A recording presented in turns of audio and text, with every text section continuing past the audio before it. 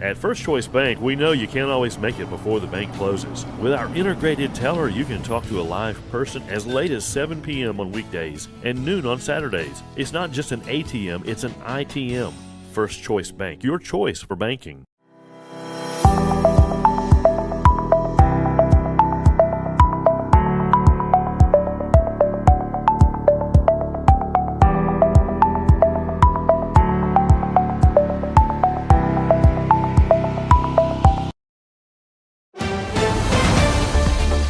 Mississippi's trusted weather experts. This is Mississippi Live Weather at 10. Over halfway through the work week, and we are headed into a soggy Thursday ahead. Welcome into Mississippi Live Weather at 10. I'm meteorologist Gabe Maynor, tracking the latest on those showers. We've been talking about it all week long. Well, the day is finally here, and that is, of course, topping our broadcast as we get into the 10 o'clock hour. So showers and, yes, thunderstorms increase into our Thursday. Now, there will still be some breaks of dry air, but more than likely you're going to see a shower at some point during your Thursday plans. And we're also talking at the 10 o'clock hour, the latest on fuel and impacts with the triple threat as those latest runs have come out. And we're also talking about that fuel as the latest runs with the HRRR and strike model have come out as well. Fuel, something that we're a little bit catching our attention because of a little bit of an increase in the fuel. And we'll track how that plays a part in our forecast here in just a moment. We also have a calmer and warmer weekend ahead, and if I had a fourth headline, I would go ahead and tell you we have highlights. That's right. I know it's Wednesday. You're not confused. We do have our playoff highlights. Our Ethan Foster taking an extra day this week to get us some of those playoff action, and he will air those coming up at the 10 o'clock hour as well. So, action-packed show. Everything you wanted for a Wednesday 10 o'clock broadcast, right? Well, let's start with the first 12. Maybe. Let's start with the first 12. It is going to be 60 degrees by 11, 59 by 2, and we're 57 towards the early hours of our Thursday. Now, what that means is there's a lot of moisture in the air, so that doesn't allow a lot of that heating to escape, kind of traps it like a blanket, and that's why we're sitting pretty mild for the start of the day. Now, as we go about our Thursday plans, increased rain chances will be in the forecast. I know it says 30, but we're talking anywhere from 40 to 50% on top of that within those hours, and especially heading into your afternoon. And you might notice thunderstorms also on the table. Some strong, while they may not be here in North Mississippi, we do expect some strong storms a little bit out there towards our east into Alabama. 65 degrees in Clarksdale right now. If we were looking about 2 counties more towards the north, then we would be in some of that light rainfall. But 58 degree dew points, that has been climbing as we've gone about the last 4 or 5 hours or so, and we do expect that number to continue to climb getting into our Thursday morning. Those 9-mile-an-hour winds out of the south allowing for that moisture to return, and even there in Oxford seeing similar conditions, a little bit less of a dew point out there, but that moisture will build in once again. And a big thank you to the folks at Phoenix Building Solutions for giving us that look out there, and of course paying attention to Lafayette County as well as many other counties along the Tennessee state line overnight as those showers work their way on in. Sherman was hoping to get a little bit of a view out there as well, but every bit of that moisture well up there towards Tennessee and just crossing the state line. I mean, Marshall County and DeSoto County are really the areas that are hogging the rainfall so far, but we do expect those to extend a little bit more towards the south as that overnight hour starts to push into the forecast. Now, of course, Monroe County not getting a great view of those showers, but as we work our way up there closer to Memphis, you can see how we have a lot of activity. Most of this light to moderate rainfall. And the thing that stands out, no thunder so far, no lightning so far producing that thunder. So that's going to be the thing to pay attention to overnight, is how much of that unstable air allows for these showers to maybe have some lift attached to them and maybe produce some of those rumbles of thunder as well. That's going to be more for our Thursday forecast. Overnight, I think that we stay pretty quiet with just some rainfall up here in North Mississippi. As we track some of those rainfall totals, I told you that it would eventually come to a measurable amount, but even then, we're still a couple hundredths of an inch up there around the Memphis area. But that light rainfall will work its way south before heavier rainfall moves in on our Thursday. With those rainfall totals still in a limited capacity down closer to the Monroe County radar site, I mean, you have to pinpoint exact areas. See, I'm missing it right now. Oh, I believe. Hang on. There we go. There's your 1/100th of an inch. So not exactly measurable, but it is still some in the forecast. But trust me, those amounts will increase here in the next 24 hours or so. We're talking 1/4 of an inch all the way up to 3/4 of an inch down closer to the Golden Triangle and really pushing south closer to the Meridian area. So that's going to be the area we're watching. This is also the area I would say we're paying the most attention to for potential strong storms. May not reach all the way to the severe criteria, but some of those model outputs are increasing at least the potential for a strong thunderstorm if those ingredients are to interact in the right way and maybe produce one of those stronger storms. This front is the driver of our forecast. And as you can see, has not moved that much over the past 24 hours? I mean, we were talking about it last night, and I think it's gone maybe half a state since then. So not exactly a fast mover, but we are paying attention to this low pressure center up there towards Kansas. This is going to be that trough that's inching closer to North Mississippi, and that will drive this front further south, giving us the increased rain chances across the rest of the area. Now, what we see right now, severe weather threats for our Thursday. I don't even want to say severe threats right here. I just want to say impactful. Storm impact, should I say. So we're not talking about a tornado threat. Honestly, winds should remain sub-severe, but the hail is what I'm watching for. Maybe some of those half-inch to maybe 1-inch hailstones. And again, I don't know if I'm sold on that in North Mississippi, but out towards Birmingham, out towards Georgia, I think some of those storms latch onto that energy and potentially produce a larger hailstone. So we'll be watching that here in the Room to Room Weather Center. But this is the big thing that we're watching getting into our Thursdays if we can get some reports here in North Mississippi. Of course, we don't want them, but the potential is there. We're going to toss it over to the wall to go over this in more detail and track this out on our Mama Justice Doppler radar, but also track this out when we're talking about that severe weather potential. Right now, no risk for our Wednesday. That's a good thing. We don't want a risk in place. And no risk for our Thursday either. But I don't think it's impossible that we get maybe a level 1 threat out here towards Birmingham and that central area, maybe working its way into Georgia as well. It just depends on the size of the hailstones. The potential's there, but how big do those hailstones get? It's kind of the golden question that we're looking at right now. I would say small hail is possible with some of the products that we'll see here in just a moment, but that's going to be south of Highway 82, working its way into Birmingham, Montgomery, even just south of Atlanta, Georgia. So that area, I know it's broad, that's where I wouldn't be surprised to see maybe some of those hail reports come in. Another big driver in the forecast is that front that's up towards our north, but then we get dew points lifting up towards the north as well. And so as I put this on a cycle here in just a moment, we're basically seeing some of this moisture surge back into the area. So let's put this on let's do a 6-hour loop. And you can see how those blues were much further off there towards the south, now starting to lift a little bit more towards the north into northern Louisiana and also getting closer to that southwest Mississippi area. Now, this isn't exactly building back to produce a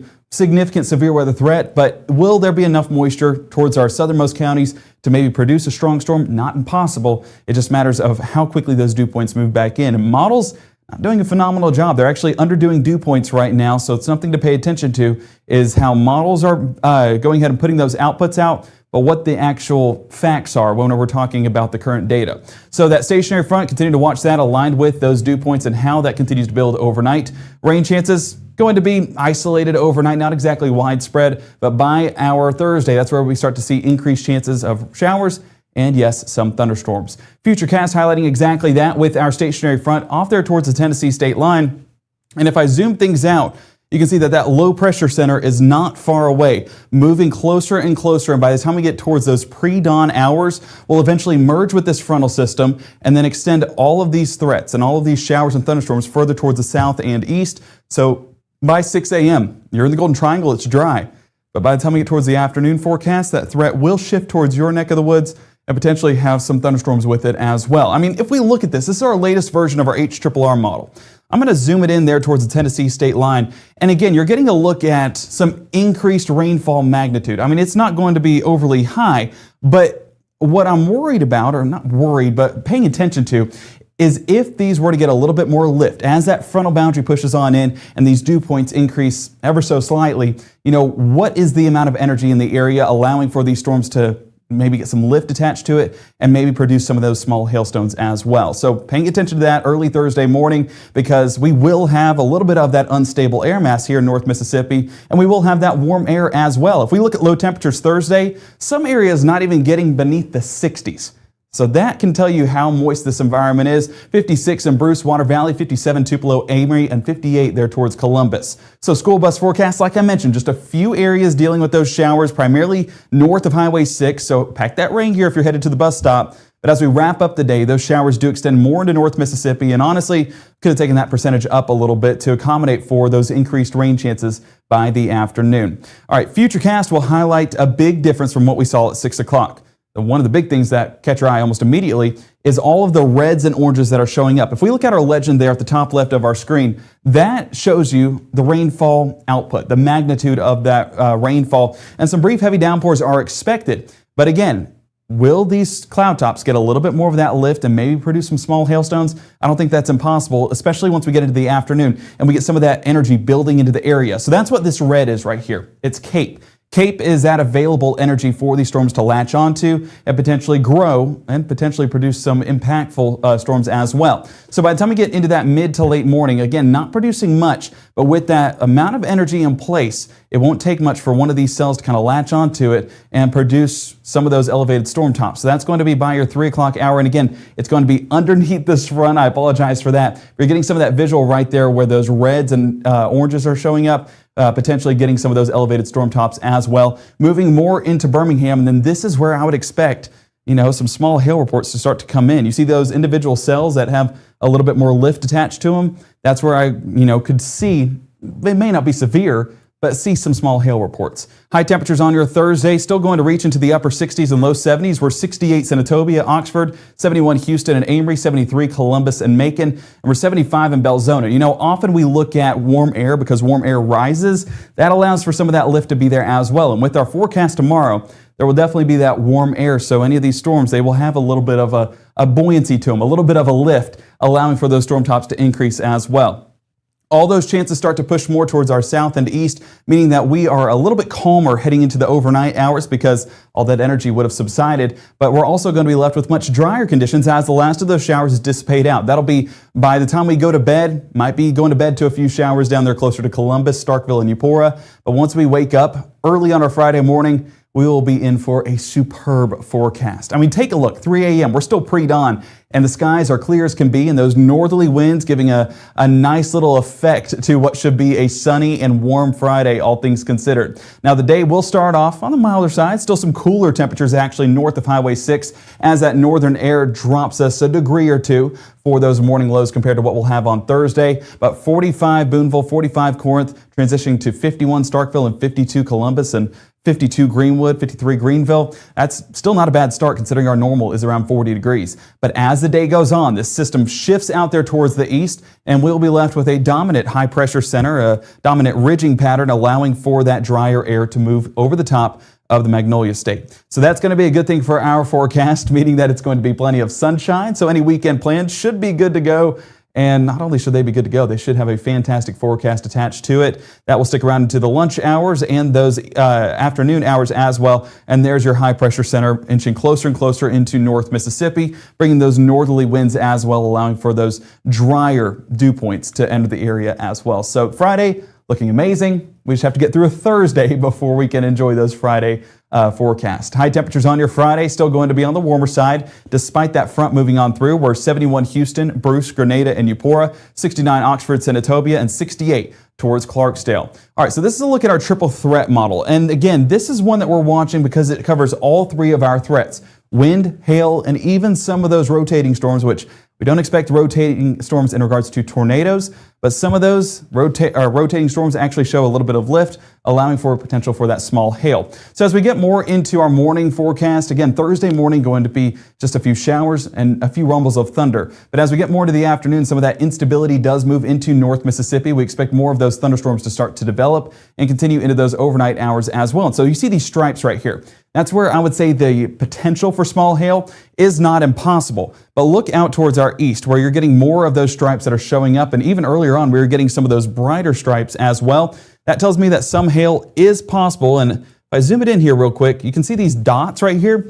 That's actually our hail product showing up. And if you look at the scale, it's more on the limited side of things, meaning I don't know if we're exactly on the severe hail threshold, but there is potential for small hail. I've said that multiple times over and over again, and that's where, a marginal risk might be issued tomorrow, but it might be that we get reports, but they're all subsevere. So that would mean we don't need a marginal risk in place. But I'm just letting you guys know that's the potential that we have, and that's what we're paying attention to as we get further into that forecast. And of course, going to keep eyes on that here in the Room to Room Weather Center as we do get closer. Our 7-day forecast pretty much highlights our Thursday rain chances. Then beyond that, we're dry Friday, Saturday, and into your Sunday with plenty of sunshine, and warm air does return with mid-70s in our afternoon forecast. By Monday, Tuesday, and Wednesday, limited potential for some showers, but the warm air sticks around nonetheless. So it's going to be a good-looking forecast once we get through our Thursday, but nonetheless, we'll be here through it all and let you guys know what you need to know before that forecast does move in. But do not go anywhere.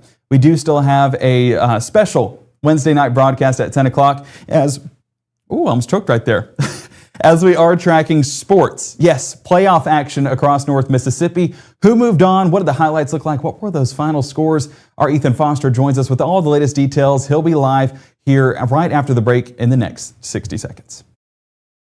The 9th Annual World of Customs Indoor Car Show, Friday through Sunday, February 27th through March 1st in Tupelo Furniture Market, Building 5. Custom cars, trucks, and bikes from across the nation. With adult admission, you'll get a ticket for a chance to win a Yukon Toolbox to be given away Sunday. Donated by Advanced Heating and Air Conditioning, a free garage floor from Bo's Best Epoxy Flooring. The World of Customs Car Show, February 27th through March 1st in Tupelo Furniture Market, Building 5. Partially funded by Visit Mississippi and Tupelo Visitors Bureau. Save today at Room to Room's President's Day sale. 55% off furniture and mattresses, 20% off accessories, and 24-month special financing. The time to act is now. Room to Room Tupelo, where we know there's no place like your home. It's Friday night y estamos activos. Head out early. Drinks flowing from 11. No sé qué pasó. I didn't even drink that much. Right now, from the Room to Room Weather Center, here's meteorologist Gabe Maynor.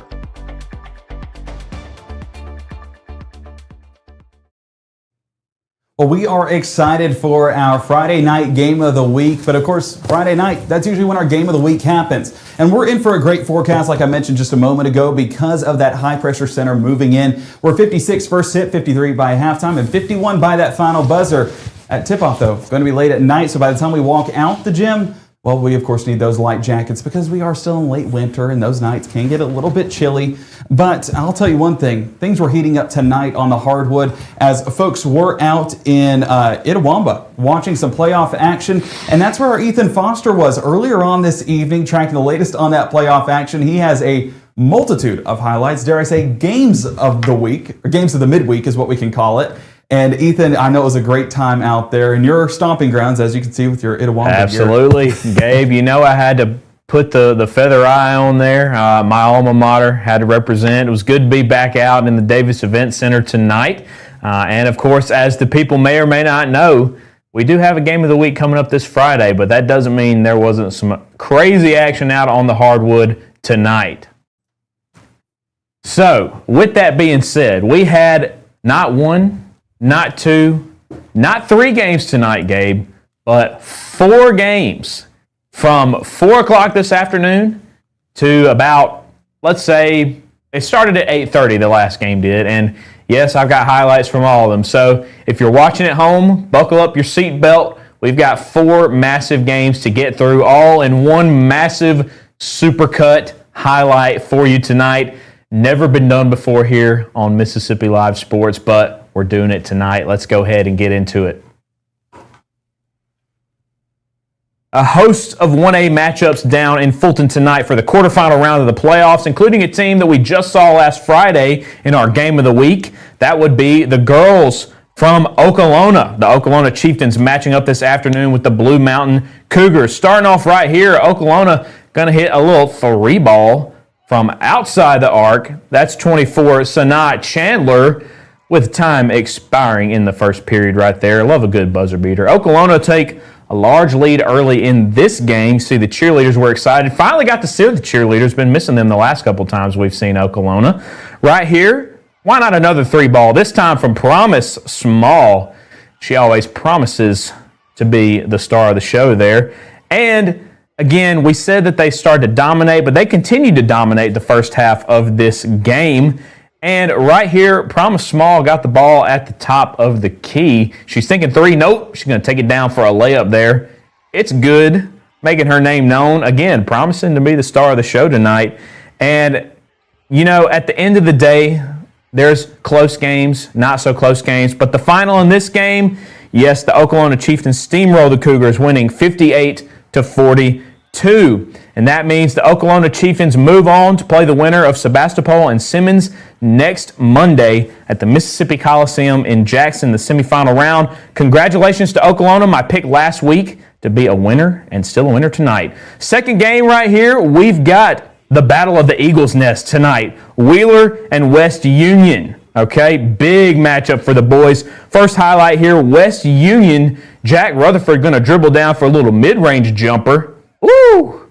Something so nice about a nice mid-range shot. Just can't explain it. West Union started this game in command of the Wheeler Eagles. They continued that domination in the first half. Right here, you're going to see Mr. Jackson Herod. He's going to get open outside the 3 arc. That's good. Wheeler just couldn't find a way to keep up with West Union scoring in the first half thanks to 3-ball shots just like that. Now, they didn't go down too quietly. Right here, you're going to see Case Knoll dribbling down, number 14. He's going to shoot it from outside the arc. Shoo! That's how you do it, young man. He was playing pretty hard for Wheeler out there, but you can't stop an Eagle all by yourself. Right here, you're going to see actually my MVP for this game right here, number 31, John Gray Morrison. This guy was all over the place. You see the and one. I'm calling it a dunk. You might not call it a dunk, but I'm calling it a dunk. Should have been a dunk. He got the and one. And with that, you see the Eagle there. That's right. It was one-sided in the first half. Wheeler made it a close game late, but by the end of the night, the West Union Eagles win it 64-49. They'll go on to play the winner of Leake County and LaFleur County in the Mississippi Coliseum next Monday at 6 o'clock. Congratulations to the Eagles that won tonight, West Union and the Wheeler Eagles, for a great season. Moving on, Ingomar and Biggersville girls for our third game of the night. Great crowd on hand even as the night continued on. Very early in this game, you got Dalen Grisham, number 4, with the 3-ball. We saw lots of 3-balls tonight, Gabe. It was raining all over the court. Ingomar, very good all season. They finished the regular season as a top 20 team in the state. Head coach Trent Adair, happy with the way his team was playing early on. Right here, you're going to see Tierney Jones getting the ball outside. She said, "What about me?" Heat check, another 3-ball, just getting them to fall everywhere. Of course, the first half was just the first half of the story, as it usually is. But right here, you're going to see, you know what? 2 threes just wasn't enough. Issy Riddle, yeah, that's right. She said, "How about me?" Third one, boom. They were making it rain left and right and up and down. And after a full half of basketball, Ingomar led the game 33-18. But at the end of the game, despite a late comeback attempt, the Ingomar Falcons rolled on to a victory 55-48. They go on to play the winner of Richton and West Lincoln next Monday at 4:30 at the Mississippi Coliseum in Jackson. Congratulations to Ingomar and to Biggersville for a great season. And definitely last but not least, we had a monster matchup between 2 teams that have actually been featured in our Game of the Week this year, Ingomar and Calhoun City, both very strong teams. Starting out very strong right here, my guy Jalen Jackson, number 3 with the 3. Ooh, almost tried to roll out on him there. Early in this game, it was clear Calhoun City had the competitive edge. The first half reflected that. Jackson made a few threes back when they played Oklahoma for our Game of the Week earlier in the season. Right here, you're going to see Jalen Jackson with a little step-back jumper. Man, I don't know what's better, the mid-range floater or the step-back jumper. They're all so good. You might be able to tell this, but Jalen Jackson, he was my MVP for the night. But my MVP for the last time we saw the Ingomar Falcons boys is this guy right here, number 20, JoJo Petty, with the steal and the made basket there. Coast to coast, he had every right to be excited about that one.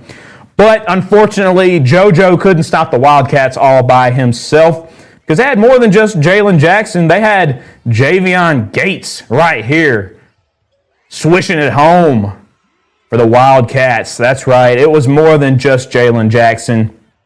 Jalen Jackson and Javion Gates getting it in for the 3-ball. Dominant first half for Calhoun City. And this game actually just went final about 10 minutes ago. At the end of the night, the Calhoun City Wildcats hold on to win 59-47 over Ingomar and punch one of the last tickets of the night to the Mississippi Coliseum next week to play the winner of Piney Woods and Resurrection Catholic.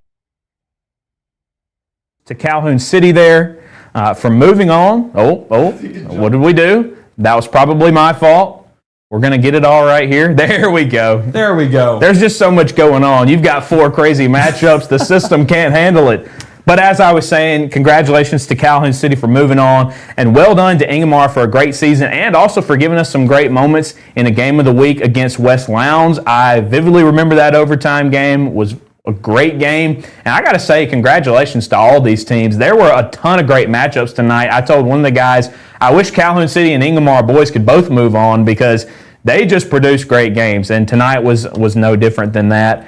Fun early on, and I got to say, shout out to the fans because, Gabe, the crowd tonight was awesome. I've been to a lot of ICC basketball home games, and that crowd was probably 5 times bigger than I've ever seen a normal home game. So shout out to the high school fans. People are sleeping on high school basketball, Gabe, okay? You might think college, you might think the pros. Well, don't sleep on high school basketball. Shout out to all of the guys and girls, whether you went home tonight and played your last game or whether you're going to be in Jackson next week. We do say thank you for showcasing your talents for us and for being such hospitable people to us this season. And thank you to our sponsors at Langston and Lott for making this all possible.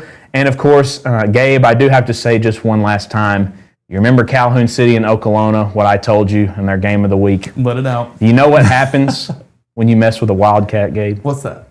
You get scratched. Scratched. And that's still true tonight. Even if you're a Falcon, you're still going to get scratched. Thanks so much to everybody at home for watching and staying up with us on a Wednesday night. But don't forget, we've got more Game of the Week action coming up this Friday. I believe we'll be over at Northeast for Kosciuszko and Rosafort. Am I right? Yes, absolutely. Right. Huge game coming up. We'll be there. And I look forward to it all. And, of course, so good to be back in the studio with you, Gabe. Always a pleasure. Hey, yes, Ethan, great job tonight, and appreciate you taking another day this week to get us some highlights, even if it was our game of the midweek. Game of the midweek. Games. It's hard to be a midweek team this week. Talk about college baseball news. We won't get into that, but geez. Hey, Bulldogs held their own, right? One of the few ranked teams in the top 15 to not be taken down. Arkansas State. One of my alma maters taking down Arkansas. I just want to say Mississippi teams have shown up and shown out. That's right. And baseball definitely one of the highlights this year. After a rough football season, a terrible basketball season, as I think State's losing by like 40. We're not going to talk about Mississippi State losing 100-75 to Alabama tonight. That's it got better then because it was 63-35 in the first half. So depends on who you ask. But shout out to the Rebels and the Bulldogs in the baseball field and the Diamond for staying undefeated through this point in the season. Southern Miss either. Yes. Southern Miss doing good. So yes, the Magnolia absolutely. State is repping. Hey, keep repping the Magnolia State. We'll always rep you guys out on the hardwood. Yes, sir. The Diamond coming up soon, and who knows what the rest of the year holds. But thanks again to everyone at home and our sponsors at Langston Lott. Can't wait to do it again soon, Gabe. Yes, sir. Hey, we'll see you in just a couple of days. Ethan, thank you so much. And speaking of the Diamond Dogs, let's go ahead and get into that forecast. Never too early to take an early look at that forecast. This will be over in Texas. That's why temperatures look a little bit warmer. We're 80 degrees Friday as the Dogs take on Arizona State.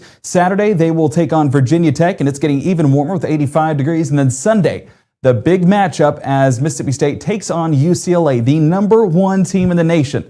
Keep in mind the Bulldogs have an undefeated record so far. So that being put on the line this weekend with 3 tough matchups.